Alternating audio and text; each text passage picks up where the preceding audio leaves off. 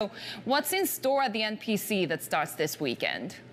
Yeah, that's the big question, obviously. I've covered a lot of these NPCs/CPPCC, which is known in China as Lianghui, the two meetings that begin in just 4 days' time on March 5th,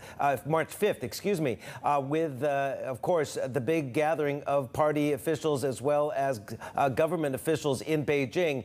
And, you know, times are a little bit different now after Xi Jinping secured that precedence-busting third consecutive term. So he will officially take over that mantle with a team of loyalists.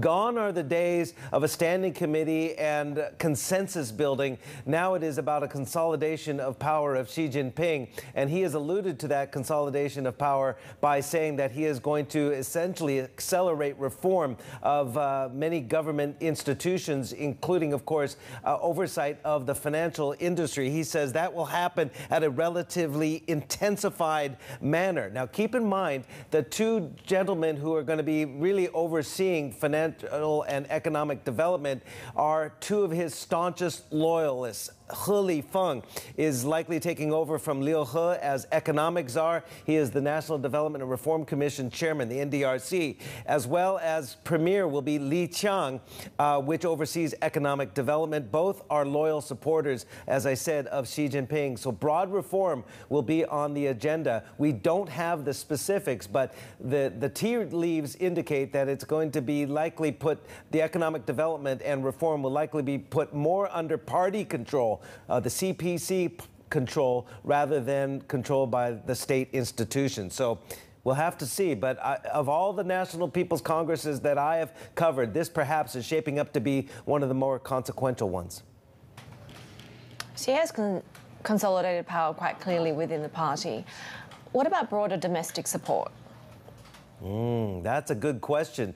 I just mentioned earlier about, you know, the consensus building within the government. Perhaps those days are gone, especially on the standing committee.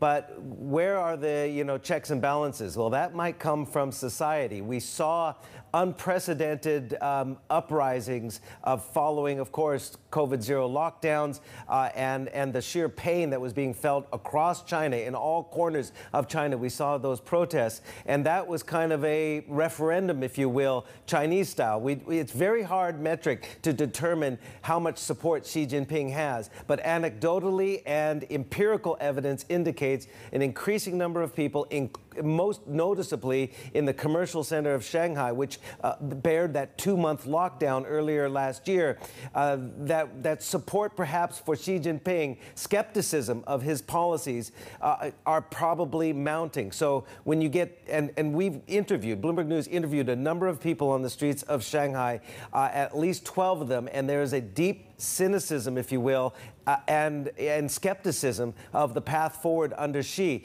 You know, you've been bitten once, you're a little bit more shy the second time around. So for people in Shanghai, they're going to have to be convinced that this path forward on a more consolidated mandate of Xi Jinping is the right way forward.